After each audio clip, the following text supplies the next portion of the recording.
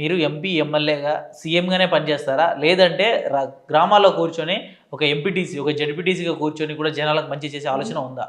ఖచ్చితంగా ఉంది కదా, దానికోసం నిలబడతారని చెప్పండి. సర్పంచ్ ఎంపీటీసీ జెడ్పీటీసీలు కూడా కావాలి.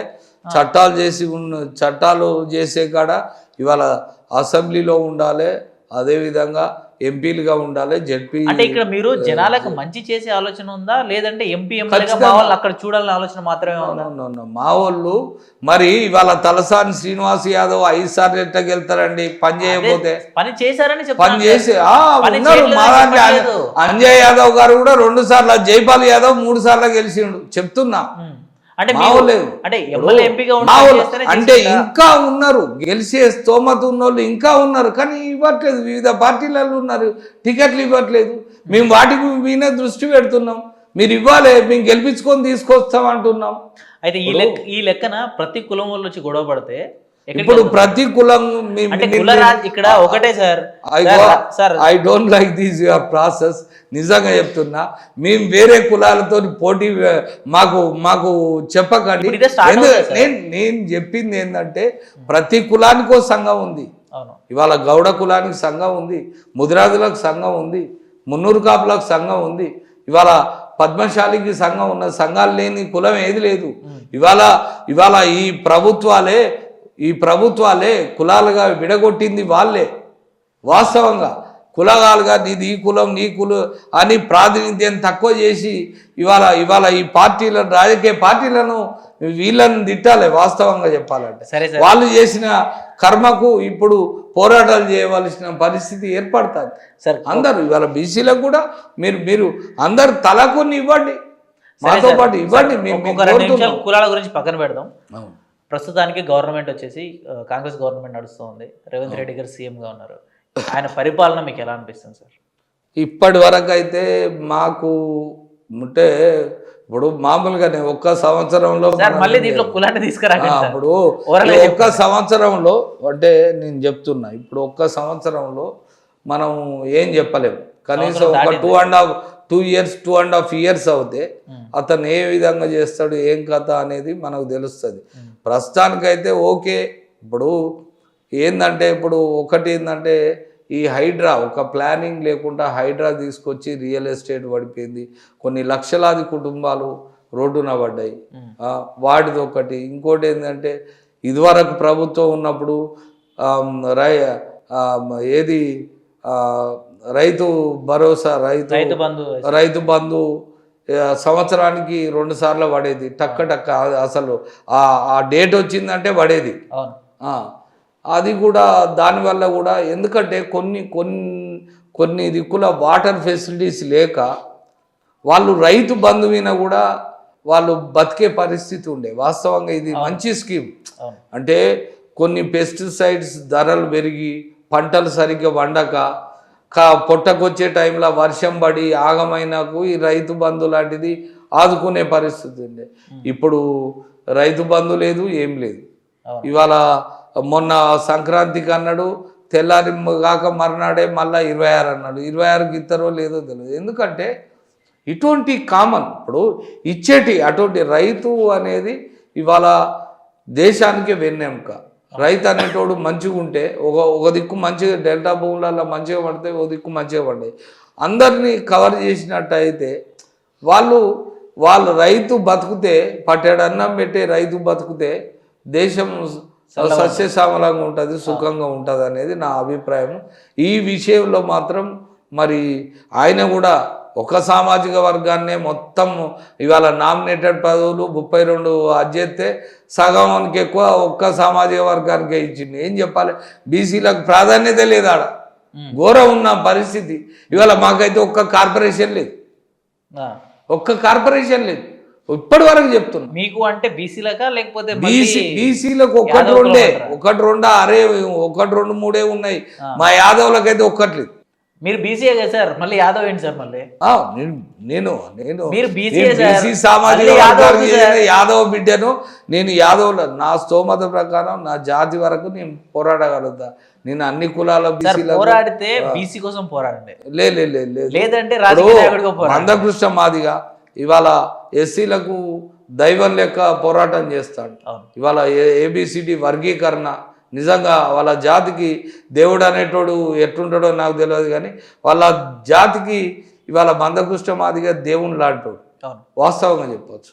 నేను కూడా ఇప్పుడు నా జాతి ఇంప్రూవ్ అయిపోయినాక నా పోరాటమే అక్కర్లేదు వాస్తవంగా చెప్పాలంటే. అక్కడి వరకు రీచ్ అయ్యేదాక చేయాలి. అందులో నేను బతుకున్నది ఇప్పుడు మానవ జన్మ అనేది కొద్ది కాలం బాగా వేల సంవత్సరాలు కాదు. సరే నేను బతుకున్నంతకాలం నా జాతిని కొద్దిగా ముందు వరుసలో పెట్టాలనేది నా ఆలోచన. అది రాజకీయంగా ఆర్థికంగా. సార్ ఇంకొకటి ఏంటంటే సార్, తిరుపతిలో గొల్ల మండపం అని చెప్పేసి ఒకటి ఉండేది, దాన్ని తొలగించాలని అప్పట్లో ఆంధ్రప్రదేశ్ ప్రభుత్వం అనుకున్నారు రాజకీయ పరంగా. దానికోసం మీరు పోరాడారని చెప్పి నేను విన్నా. అసలు ఏంటి సార్ అది, ఆ స్టోరీ ఏంటి సార్?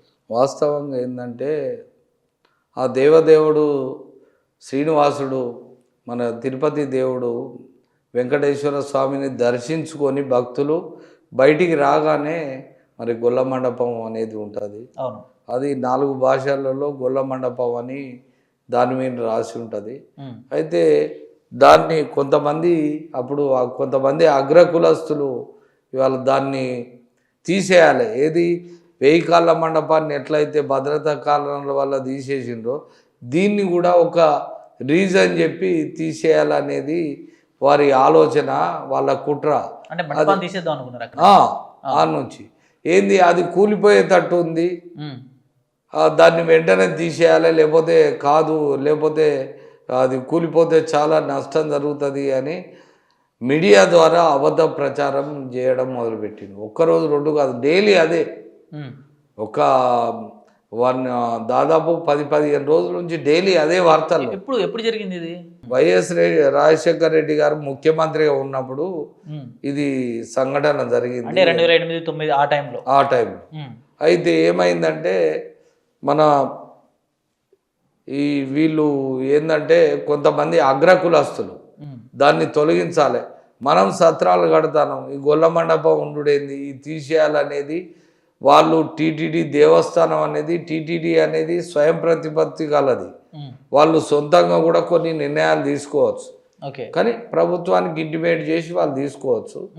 అయితే వాళ్ళు తీసుకొని ఇది కూలిపోతుంది, ఇది శిథిలావస్థకు చేరింది గొల్ల మండపం అని ఒక అబద్ధ ప్రచారాన్ని పదే కొన్ని రోజులకు అనగా దాదాపు 10-15 రోజులు డైలీ మీడియాలనే అది రావడం మొదలుపెట్టింది. మేము దాన్ని వెంటనే అన్ని సంఘాలను నేను తిరుపతికి తీసుకుపోయి దాన్ని చూడడం జరిగింది. ఏంటంటే అది చాలా అంటే అది పటిష్టంగా ఉంది, దానికి ఇబ్బంది ఏం లేదు.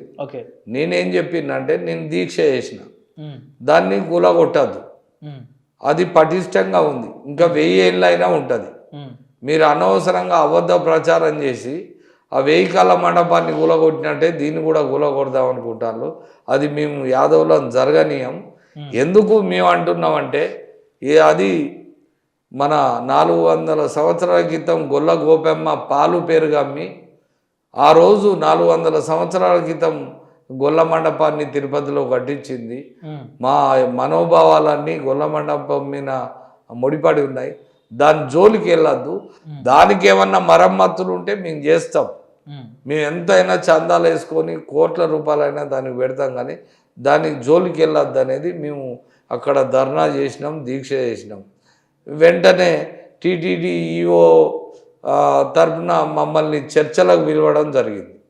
ఆడ ధర్నా చేస్తుంటే పిలిచి మేము ఆల్రెడీ నిర్ణయం తీసుకున్నాం, మేము దాన్ని డిస్మెంటల్ చేస్తున్నాం అంటే మీరెవరు చేయడానికి, మీరు చేస్తే కనుక ఆంధ్ర రాష్ట్రంలో ఒక ఎమ్మెల్యేను ఒక మంత్రిని కూడా రోడ్ల మీద తిరగనీయం, ఖచ్చితంగా దానికి ఏం మరమ్మతులు అయితాయో మేము పెట్టుకుంటాం అనేది అప్పుడు చర్చల ద్వారా నేను ఈవోకు తెలియజేసిన.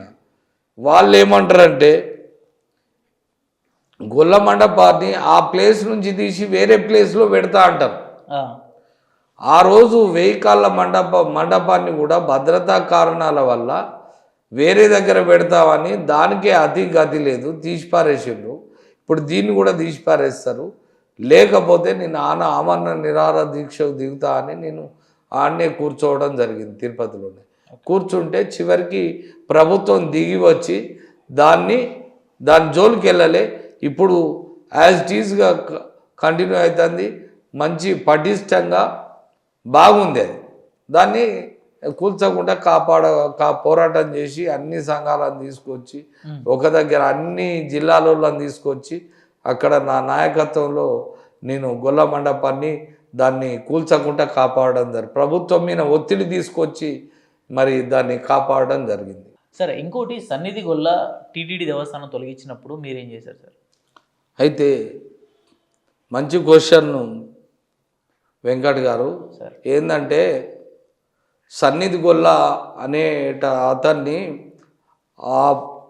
ఆ యొక్క శ్రీ వెంకటేశ్వర స్వామి గుడి పుట్టినప్పుడే సన్నిధి శరభయ్య యాదవుడు గొల్లవాడు, ఆయనను అంటే సన్నిధి గొల్ల యొక్క ప్రాముఖ్యత ఏంటంటే రోజు మార్నింగ్ తెల్లవారుజామున 3:45 మన తలుపులను తిరుమల తిరుపతి దేవస్థానం దేవుడి యొక్క గుడి యొక్క తలుపులను తెరిచి పూజ చేసిన తర్వాతనే మన అయ్యగారులు వీళ్ళు బ్రాహ్మణులు ఎంటర్ అయి పూజలు చేస్తారు.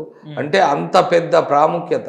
అంటే ఫస్ట్ సన్నిధి గొల్ల తలుపులు ఓపెన్ చేసి తలుపులను తీసి పూజ చేసిన తర్వాతనే ఆ దేవుడి యొక్క రోజువారీ కార్యక్రమాలు నడుస్తాయి ప్రతిరోజు.